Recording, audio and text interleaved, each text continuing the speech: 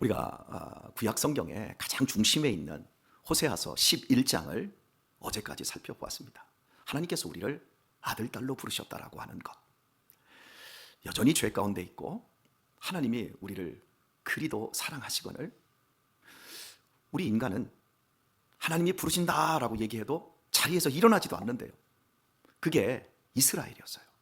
하지만 내가 너희를 스브임 그리고 고모라 옆에 있었던 이 동네들처럼 유황불로 멸망당했던 그런 도시들처럼 내가 너희들을 지옥의 불을 떠서 너희들에게 쏟아붓겠느냐? 난 너희들을 절대 놓지 않는다. 나는 너희를 멸하지 않는다. 나는 사람이 아니다. 하나님이다. 나는 너희들과 근본적으로 다르다. 그러면서 결국에는 너희들이 내가 복음을 바랄 때, 사자처럼 복음을 바랄 때 땅끝 아수르와 애굽에서부터 새처럼 연약한 비둘기처럼 너희들이 내게로 와서 각 집에 거할 것이다. 교회의 위대한 비전을 이야기를 했어요.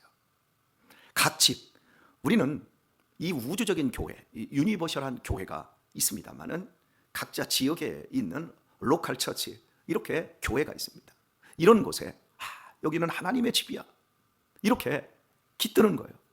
하나님은 이런 비전으로 우리를 축복하시겠다고 말씀했어요. 자, 다시 한번 그럼에도를 쓰겠습니다. 이런 하나님이 우리 가운데 계시고 또 우리는 하나님의 집 안에 있음에도 불구하고 하나님께서 말씀하는 것은 에브라임은 거짓으로, 이스라엘은 족속으로, 이스라엘 족속은 괴율, 아주 간사한 죄악으로 나를 애워싸고 유다는 정함이 없는 상태다. 이게 호세아서 11장의 결론이었습니다. 우리가 하나님의 집에 있습니다. 그러나 우리 자신들을 보십시오. 깨끗한가요? 내 자신을 한번 보세요. 신앙생활 30년, 50년 평생을 하고 있는데 내 자신, 나는 깨끗해, 나는 수정같이 내 내면이 맑고, 이렇게 할 수 있나요? 없습니다. 우리는 자랑할 것이 아무것도 없어요. 우리가 그 은혜로 말미암아 하나님께서 주신 믿음으로 구원을 얻습니다. 십자가의 도로 우리가 구원을 얻습니다.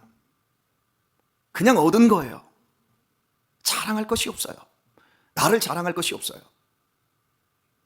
이렇게 하나님께서는 호세아 11장에서 하나님의 부르심이 당신의 자녀로의 부르심이라는 것, 그럼에도 불구하고 우리는 여전히 우리의 기질과 우리의 이 겉사람은 형편없는 상태에 있다. 그래서 의인은 믿음으로 말미암아 구원을 얻는다. 믿음밖에 없어요. 내 안에서 내가 나를 용납할 수 없을 만큼 내 자신이 한심하고 허물이 많음에도 불구하고 믿는 것 외에는 답이 없어요. 이것을 한번 이렇게 설명을 해볼까요?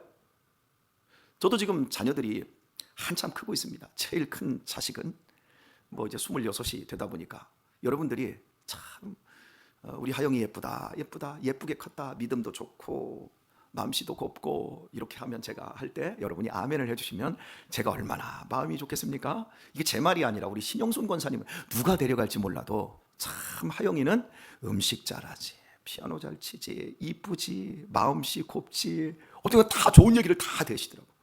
그리고 가끔 밥도 사주시고 이러면서 며느리 삼을 저기도 없으면서 어쨌든간 예뻐해요. 잘 컸어요. 그런데 이제 그 밑으로부터 우리 이제 16살짜리 우리 유신이, 여러분들이 그래도 잘 컸다, 참 유신이는 어른이다, 이렇게 말합니다. 우리 교회에서 막 전도사님처럼 지가 열심히, 어제도 지금 현재 우리 교회 그 와이파이가 조치를 알아서 이걸 다시 교체를 해야 되는데 이 교체할 방법이 어려워요. 건물이 오래된 건물이라 여기에 와이파이가 들어온 게 없어요. 그래서 와이파이는 계속 약해지고 있고 방송이 끊기고 있고, 어제 이 문제를 해결하려고 용건이하고도 나와서 또 열심히, 우리 유신이 같은 경우에는 여러분들이 다 인정을 해요. 예. 그런데 이제 우리 14살 우리 유민이, 그리고 12살 유하, 잘 크지요? 잘 크지요? 그런데 이제 마지막 우리 4번 타자가 아마 홈런을 칠 것 같아요. 잘 되면 엄청 잘 될 것 같고, 안 되면 정말 형편없을 것 같고, 막 기질적으로 충동적이고 반항적이고, 얼마나 힘든지 몰라요. 아버지로서, 엄마로서 하루에 몇 번씩 소리를 질러야 되고, 잘 잘 달래야 되고, 좋은 날은 방방 뜨고 자기 싫은 날은 지 멋대로 해요. 그럼에도 불구하고 아버지가, 엄마가 이 아이에 대해서 갖는 마음이 뭐죠? 믿는 거잖아요. 우리 아들이 잘 될 것이다. 우리 아들이 좋은 사람이 될 것이다. 믿잖아요. 여러분, 하나님께서 우리를 당신의 자녀로 불러주시고 우리를 믿고 계세요. 우리를 포기할 수가 없는 거예요. 우리가 사회에서 인간관계를 할 때 어떤 조직, 단체에서, 특별히 회사 같은 데서 우리가 함께 일을 합니다. 그런데 이 사람에게 일을 줬더니 농땡이를 쳐요. 형편없어. 그럼 그 사람에 대해서 기대를 가져요, 안 가져요? 안 가져요. 버려요. 요즘 노조가 강해서 쉽게 자르지는 못해도 자를 수 없으면 그냥 무시하든지 왕따를 시켜요. 사람의 마음에서부터 그 사람에 대한 기대를 거두는 건 정말 무서운 일입니다. 하지만 하나님께서는 우리의 허물에도 불구하고 우리를 불러주신 이상 우리에 대한 기대를 절대 저버리지 않는다는 것. 우리 평생에 우리가 의지하고 믿어야 될 것. 우리가 자녀들을 보면서 버릴 수 없고 쪽낼 수 없듯이 우리가 내 자신을 보면 형편없고 못난 존재이고 구원 못 받은 것 같고 그렇다 할지라도, 나는 축복을 못 받은 것 같다 할지라도 내가 내 자식을 포기할 수 없는 그 믿음과 동일하게 우리가 하나님을 믿고 의지해야 합니다. 그래서 믿음의 결국은 세상을 이기는 겁니다. 끝없이 세상은 우리를 혼미케 합니다. 하나님의 불붙는 사랑에서 우리의 그 불을 꺼트리게 합니다. 오늘 읽은 이제 본문 12장 말씀은 또 다른 주제로 호세아가 설교를 하고 있습니다. 호세아는 1장에서부터 14장까지 총 6편으로 설교를 합니다. 그러니까 호세아서는 호세아의 설교예요, 설교. 이 설교가 총 몇 편이다? 6개다. 그래서 1장에서 3장까지는 결혼 비유로 설교를 합니다. 호세아가 직접 결혼을 해야 돼요. 그래서 음탕한 여자 고멜과 결혼을 해서 음란한 자식들을 낳아야 합니다. 이스라엘을 낳고 로함이 너는 내 백성 아니다.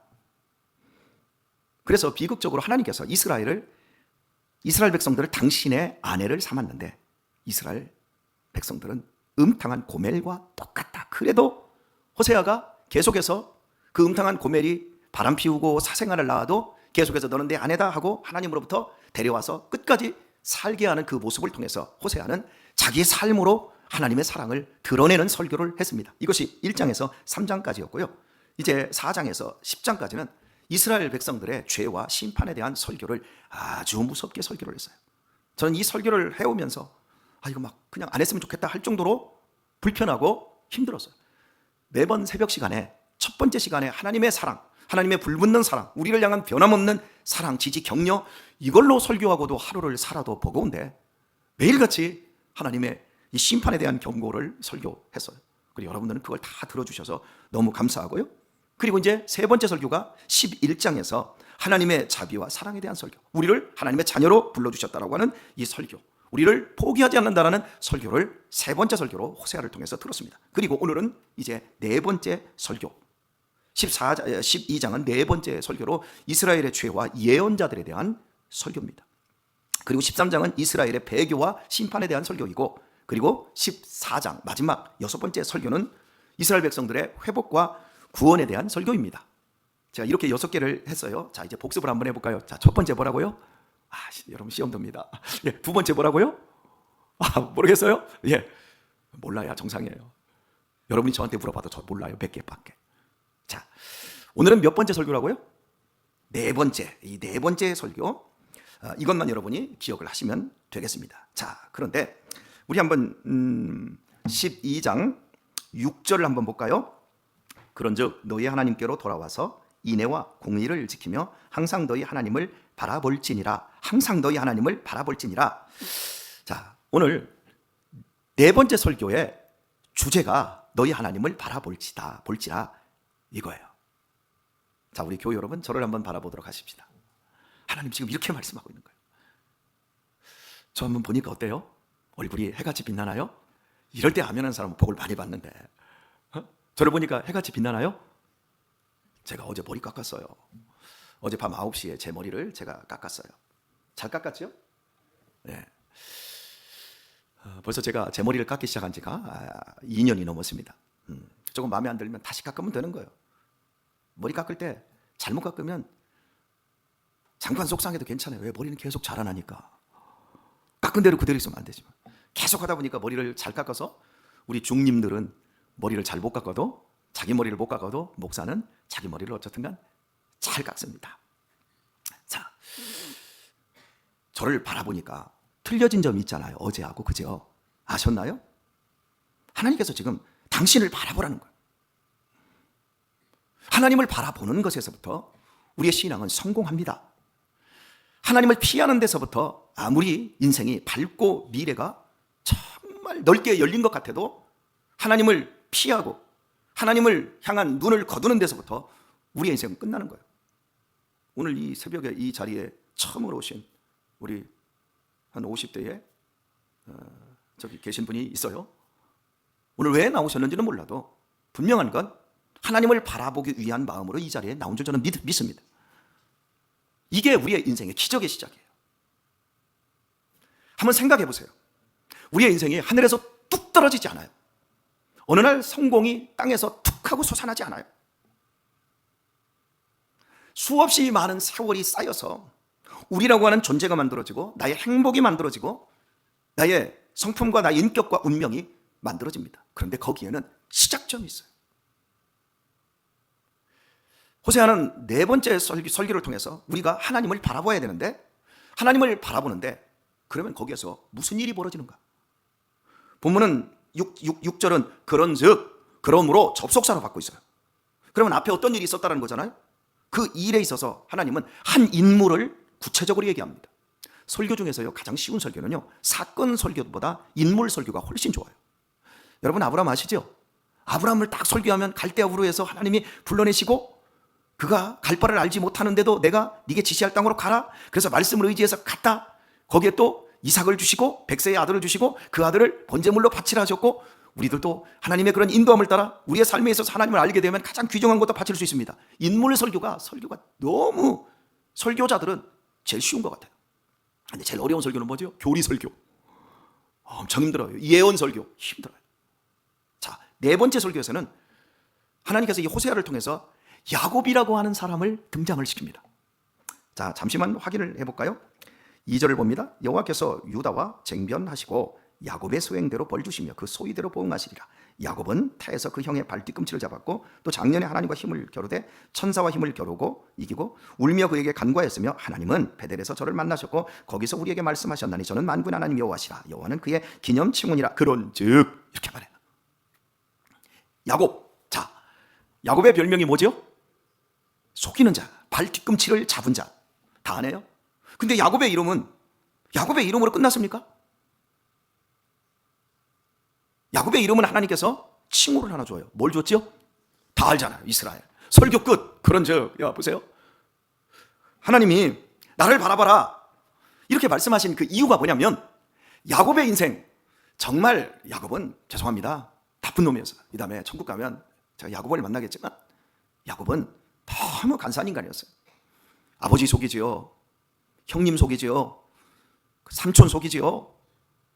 결국에는 자기 자신을 속여요. 항상 발뒤꿈치를 잡아요. 여러분, 발뒤꿈치를 잡는다는 게 무슨 의미인 줄 아세요?